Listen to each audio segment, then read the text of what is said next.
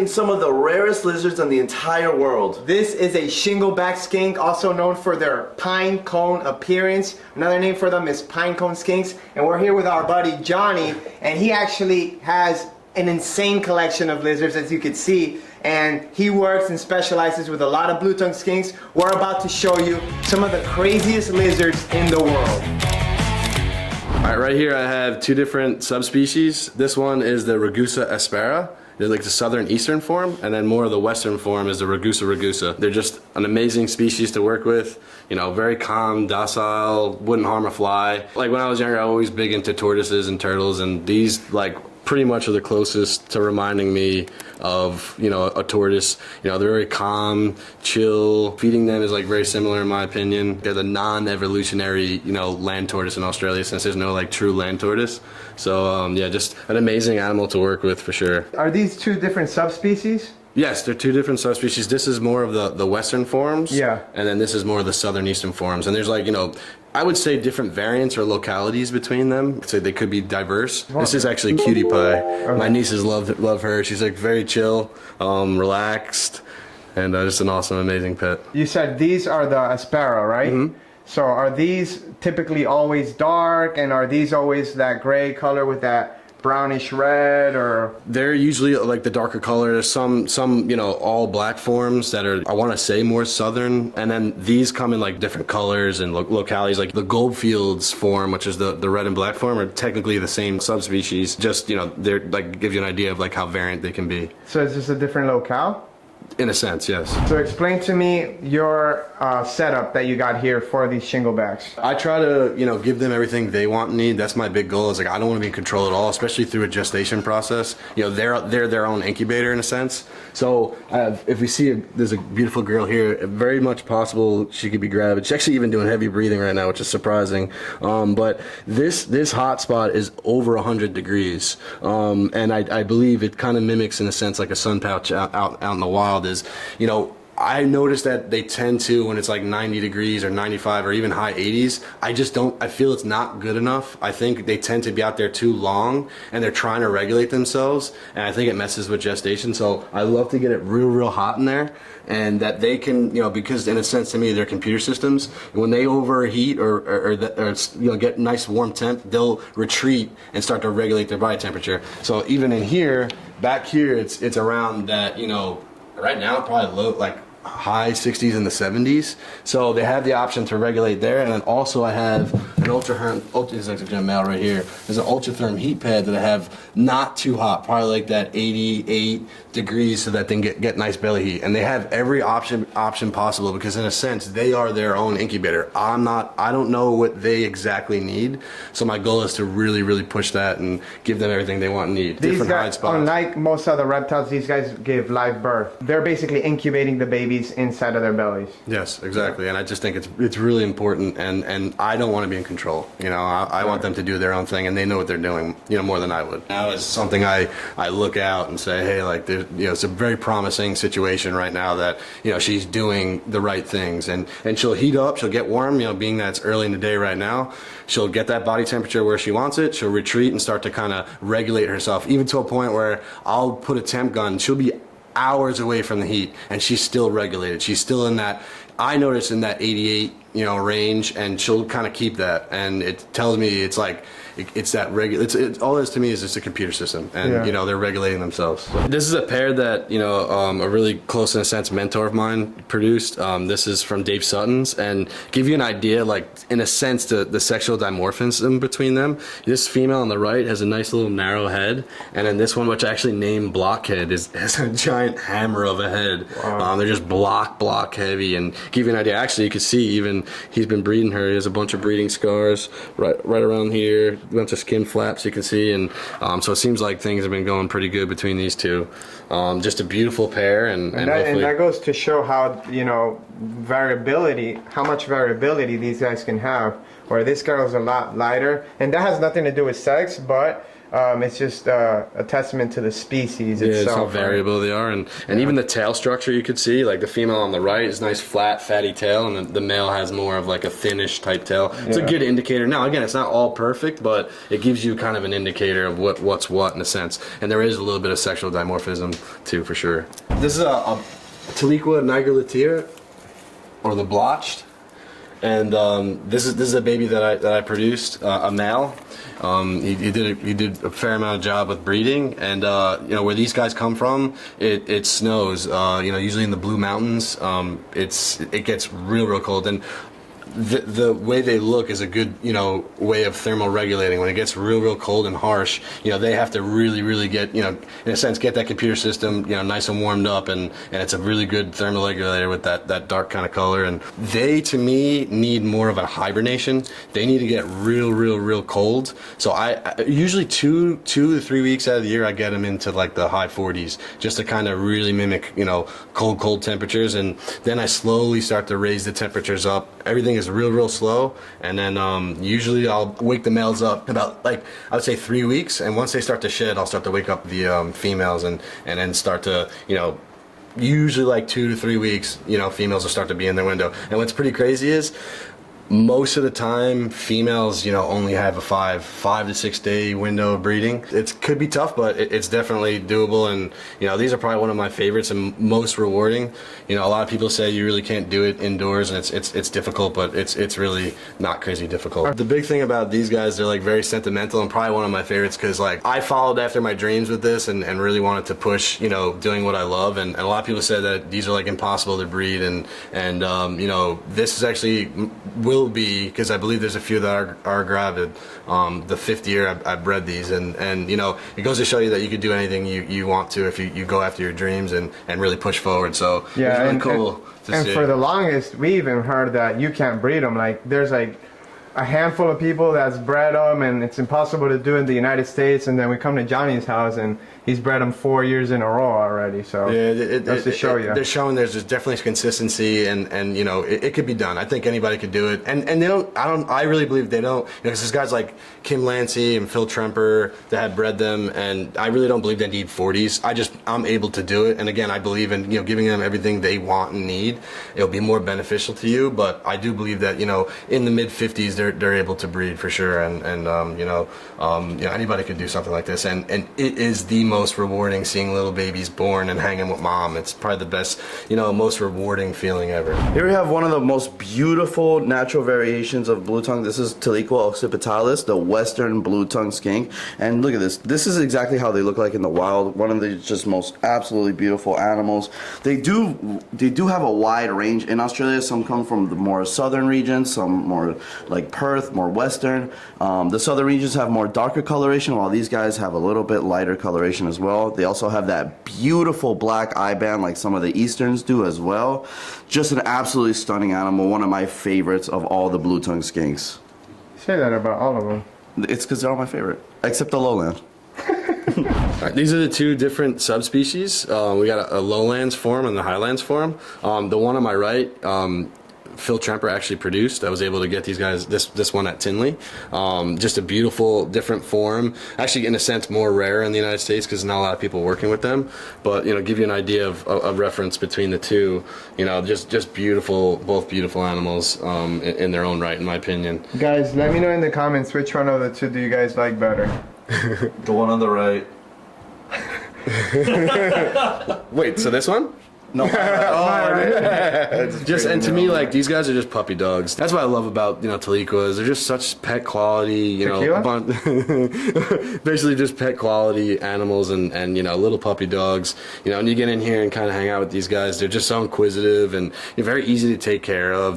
Don't need a lot. You know, they're a lot of fun. They really are. And hopefully we do a better job at establishing these guys. We want to do the right thing. I think it's the most important thing is, you know, we're creating a standard. We're trying to do things right, and that's something I'm trying to push. You know, it's not everything's perfect, but we're trying to do our best here, and you know, this is hopefully help people in the hobby to get a chance to get with some of these guys. Yeah, these are the Gurnia kingi, the speckled forms, and you know, they're an amazing species to work with. You know, to me they remind me like the closest thing to a Rarest. They're like very smart. There's a social like pecking order, and when you get in here, it's funny, a lot of people that like come and check this out, they're so inquisitive. You can see like, you know, they'll start to register you and kind of like give you they call it the little head tilt, like who's that? And you know, you can just see like the brain on them that, you know, they're very, very, very intelligent, and they're just an amazing species to work with. This is a eastern blue-tongued skinkoides. It's from Australia. It's very common. You can find these in even like city areas, urban areas, and they're a very popular pet. Here in the United States? They're less common in the States, but they're not particularly rare. What's better, this or Maruki? Oh, Maruki is easy. All day, every day, Marukis. That's all I think about. Alright guys, so this is another form of the Aspera. Taliqua rugosa aspera. Taliqua rugosa aspera. This is another form of that pinecone skink. These guys, you can see there's a lot of variability with them. A lot of these come in, you know, more black. Some don't have as much dark on them, but this guy is an absolute monster. Look how big he is, and you can see the tail here. It looks exactly like a pine cone, and the reason they have this tail is because if you look at its head, it's not too far off from the head, and what they do is they kind of like mimic. This tail is meant to mimic the head to protect them if there is a predator that goes after this animal, right? Yeah, it's cool. And what's cool about them too is they have like what a lot of people call like the third eye or a sensor, a little sensory right here, and I think is a big reason. Like if a bird comes down, they're able to, you know, in a sense, feel that coming or kind of sense it, and they're able to kind of use themselves too as like a ploy to kind of, you know, fend off like a bird. So if they were to grab down, it's boom, grab, and they kind of go away. So I love that they have that little third sensor. Actually, sometimes in the pits, because I go over the top of them, they'll go in display because they just kind of sense me in a sense. It's really cool. Yeah. It's a cool thing. Yeah, and the most unique thing about these guys is obviously their scales. It is just amazing what Mother Nature does when it's trying to mimic, you know, their environment. So cool, all right, Johnny also breeds a bunch of Chahoua and Leachianis and a bunch of other really cool stuff. So what you got here, Johnny boy? This actually recently just had some nice high weight, you know, Pine Island Chahoua. Just, you know, beautiful color.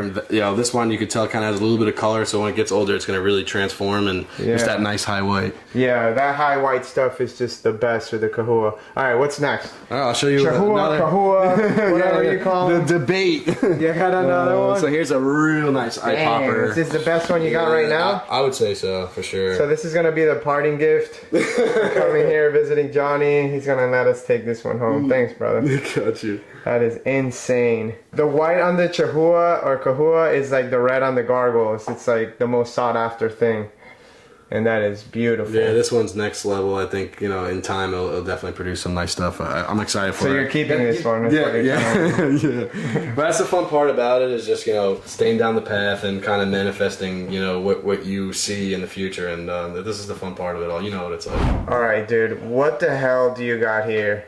This is a line that I've in time kind of created. I named it, you know, the Draco line, just because like I like dragons, and like the Latin name is like is dragon. So my goal is to, you know, get animals that are very, very eye popping red, and you know, kind of have like a dark base pattern, and you know, this is kind of one of the results that you have here that can really, really, really show you where it can go in a sense. And I'll show you a couple more too if you want. Yeah. Let's see them. All right, so this is a big holdback that you have? Yeah, this is a Draco. Not totally fired up. Usually on this one, the base pattern gets real dark. But it has that nice eye-popping kind of red color. Can't wait to breed this one for sure. And nice that you can see on the head, that real nice. Yeah, what I love is all that head color too. This is another one of those? Yeah, a female that I'm gonna try to, you know, get that last male we just saw. Okay, so you told me something interesting that I never noticed before about Leachianis patterning and sexing. So what is that? To break it down for the people. So I think it's an environmental situation through incubation, but if you mostly all females will have this barring look and you've usually incubated at that 71, 72 range, they're all mostly very high percentage. I would say very close to 100, but not totally. They have this kind of barring look. Now, if you have it at that 80, 81 degree range, all males will have like the little speckling pattern. Very odds are basically slim. You're going to see this barring kind of if you keep it at those 2 temps. Now, at room temperature, this is why I think it's environmental in my opinion. That if you keep it at like that 76, 75 range, you're going to get a mix. So that's why in a sense, it's like sexual dimorphism, but in a sense, you could say it's environmental incubation. You know, it plays a role. So this is an example of what he's talking about. This female here actually has more of those big bars, and then while the male, you look down his back, he has more speckling, more blotches that are just all over the place. So that's a really interesting detail. I don't know if how many people have actually noticed that. I certainly didn't, but that's very interesting because we were looking through your whole collection basically, and it goes, you know, it runs true in basically all your animals. Yeah, I was like, guess this one, and you were like, yeah, that's a female that has the bars, and then the males usually have the speckling. Yeah, so that's very interesting. Of course, it's not 100% foolproof, but it's pretty accurate, I gotta say. It's a good indicator. Yeah. And it definitely, in my opinion, for other breeders out there, like, it helps in the sense of like if you're looking for more maybe like saturated and speckled and you know a lot of different like kind of speckling, you incubate for male, you're gonna get more of that. But if you like more of the bars too, you know it's a big help to understand that environmental change definitely plays a role. All right, so here's another example of what you were talking about just now. This male here on Johnny's left hand, the darker one, is a lot more speckled, and this one has more, you know, bars, and obviously they're both highly patterned animals, but you could definitely see that the blotches on this are more circular, especially in the back, and then this one has more elongated blotches. Very cool.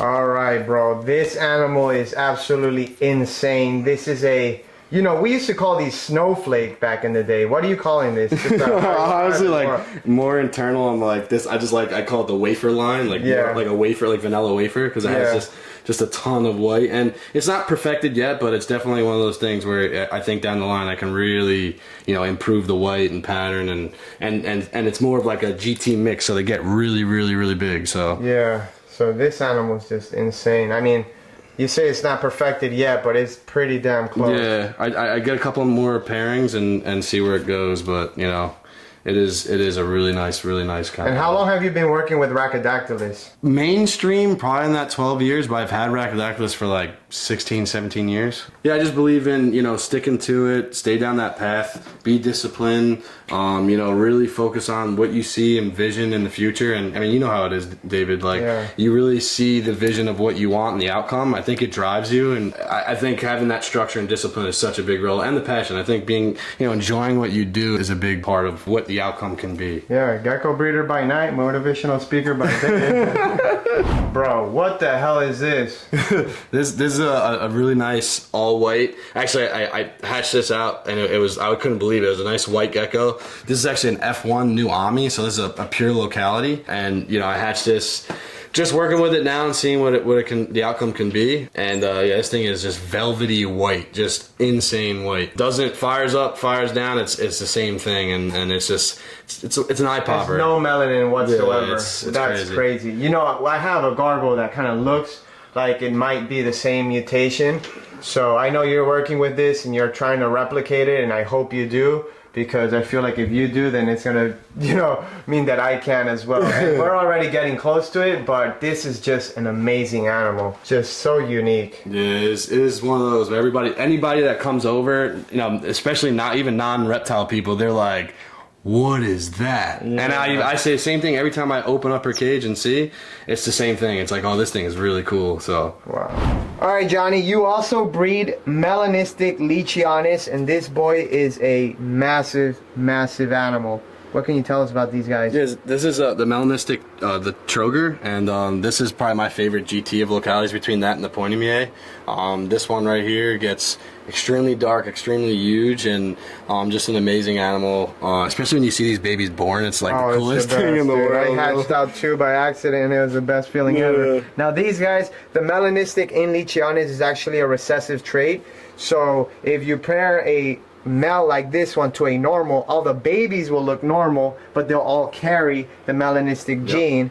And if you pair 2 melanistics together, then you get a bunch of babies. So cool. Yeah, just an amazing animal. This guy has a big blocky head. Yeah, he's huge too. Crazy. And to me, this is the best part. This is what we all strive for, is the outcome, and being able to produce these guys. It's one of the most amazing things. And here's one of the babies here that is just unbelievable. Just a beautiful orange. This is what the Ragusa, the Western form. This is a baby I produced, and even on my Instagram, you can see it being born a lot, like live, and it's one of the coolest things. So how old is this guy? This one was born 7/28/2024. So Wow, give you an idea. A massive baby. It's not even a baby anymore. But guys, check Johnny out on Instagram. He has some of the most incredible lizard species, geckos, skinks, everything.